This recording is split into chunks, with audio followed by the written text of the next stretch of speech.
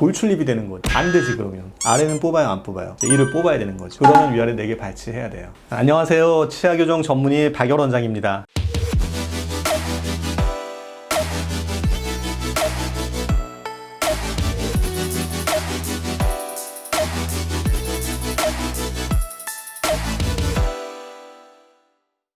발치를 하는 사람의 기분은 어떤지도 궁금해요. 하는 사람 안쓰럽지 진짜.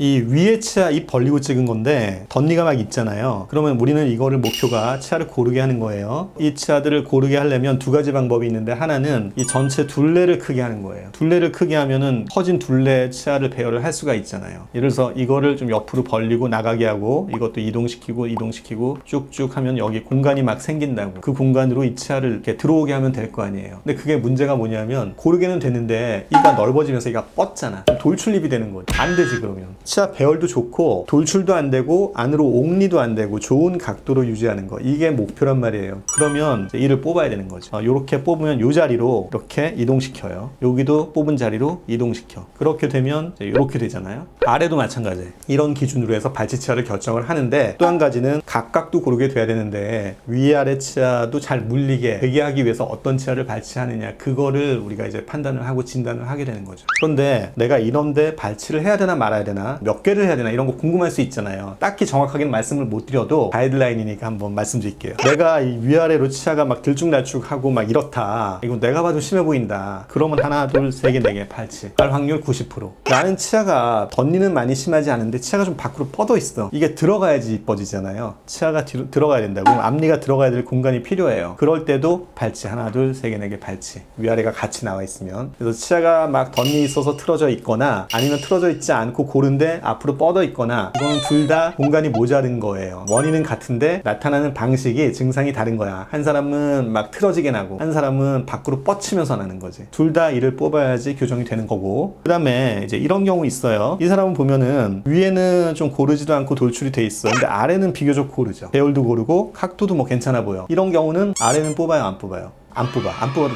돼. 위에는 2개를 뽑아야 돼. 뽑아서 뒤로 넣고 고르게 해줘야 돼요. 그러면 이제 지금 이렇게 돼 있는데 이렇게 되겠지. 그래서 엑스레이를 찍어보면 우리가 각도나 이런 걸 알 수가 있기 때문에 이런 기준으로 발치를 한다, 그렇게 생각을 해보면 되고요. 근데 4개나 2개 아니고 3개 발치, 이런 거 없나요? 물어보시는 분들이 꽤 있거든요. 그런 경우도 있긴 해요. 위에는 대부분 2개를 발치하고 아래는 이쪽만 뽑든지 이쪽만 뽑든지 그런 경우 있어요. 왜냐하면 이제 아까 물림을 본다 그랬잖아. 윗턱은 대부분 자기 위치를 가지고 가는데 아래턱은 이게 비대칭이 조금씩 생기면서 이렇게 갈 수 있단 말이에요. 그럼 그 물림을 맞춰줘야 돼. 그러면 양쪽을 다 뽑으면 오히려 결과가 안 좋게 되는 경우가 있기 때문에 한쪽만 뽑는 경우도 있어요. 위는 2개 뽑고 아래는 한쪽만 뽑는 경우가 있고.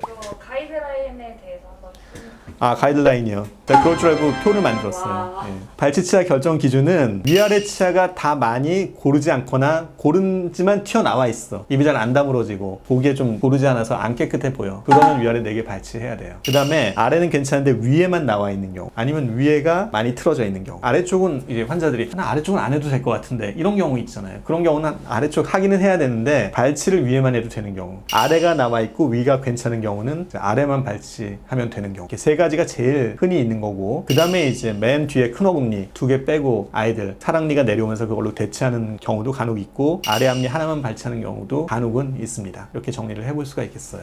를 많이 하면 할수록 어려운 케이스예요. 아니, 그렇진 않아요. 꼭 그렇게 볼 수는 없어. 아까 얘기한 것처럼 잘 물리고 배열 좋게 하기 위해서 발치를 하는 거지, 개수가 많다고 해서 어려운 건 아니에요. 그러면 발치를 많이 할수록 혹시 교정이 오래 걸리나요?